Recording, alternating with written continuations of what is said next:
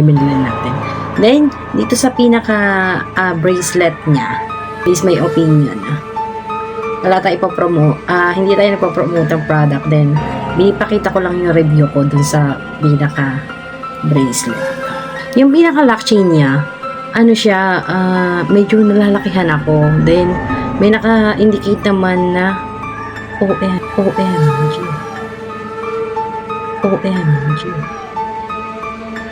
I don't like this bracelet. 666? Di ba bad yun? 666? Di ba bad yun? Loyo ko na nito. Magre-research ako sa ano. Ngayon ko lang siya nabasa. Hi guys and welcome sa aking channel at dumating na yung parcel ko. Ito yung parcel kong in-order sa TikTok at alam niyo ba kung ano laman nito? Ito lang naman yung laman niya. Tcharan! So, umorder ako ng earrings, necklace, at ring, and bracelet. So, nakumpleto na agad siya sa halagang 400 pesos. At alam nyo bang trend siya sa TikTok? Kasi, tinry ko lang din siya. At gumagawa nga tayo ng mga video. So, konting palamuti lang ba sa atin?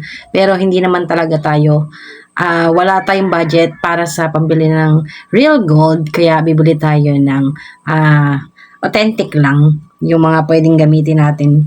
Pampaganda lang ba sa pinaka-video natin. So, ang mura lang niya. Makuyain nyo na sa 400 yung pinaka-babayaran ko. Isang bundle na kasi siya. Tapos, naka-discount ako. Ang binayaran ko lang nasa 293.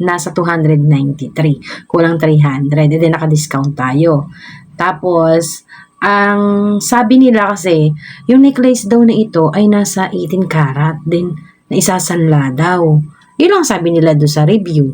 Pero, nakakatawa yung necklace niya kasi napaka-simple lang. Hindi OA. At hindi naman siya ganong kakapal, hindi din siya ganong kanipes. At ito nga yung pinaka-itsura niya. Then, meron nga pala siyang ring. Heart yung design ng ring niya. Kaya nga lang yung ring niya, alam niyo yung ring niya, yung na-adjust talaga na pwede mo siyang luwagan, pwede mo din siya higpitan. So, yun lang hindi ko nagustuhan sa kanya kasi nga, halata mo naman talagang local. Sa bagay, local lang naman talaga binili natin. Then, dito sa pinaka bracelet niya, base my opinion lang to base my opinion. Wala tayo ipopromote. Hindi tayo nagpo-promote ng product. Then, binipakita ko lang yung review ko dun sa pinaka bracelet. So, hindi ko siya matanggal.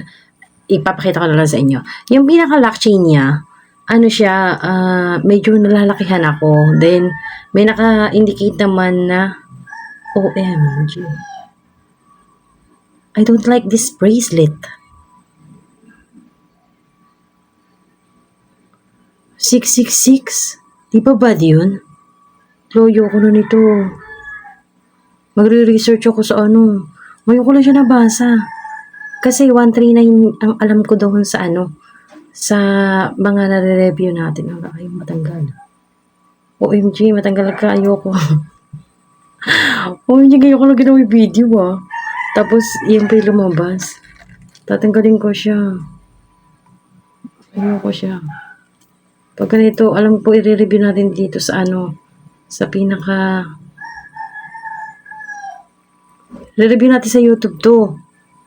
Kasi alam ko bad yung number na 666.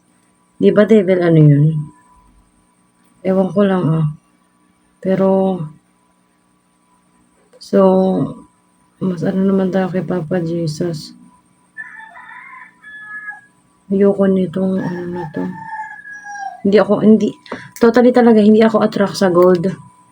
Pero dahil nagagawa nga tayo ng mga video content, then, guys, pakita ko sa inyo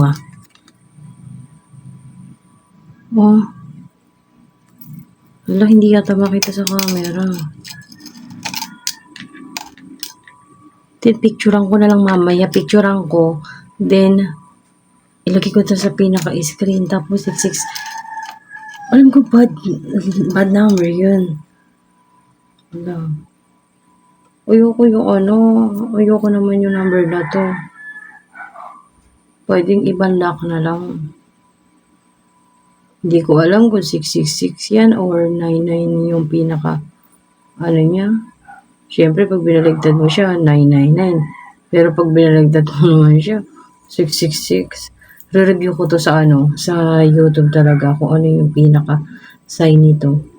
Tapos, pakita ko sa inyo yung pinaka-review ko na yun.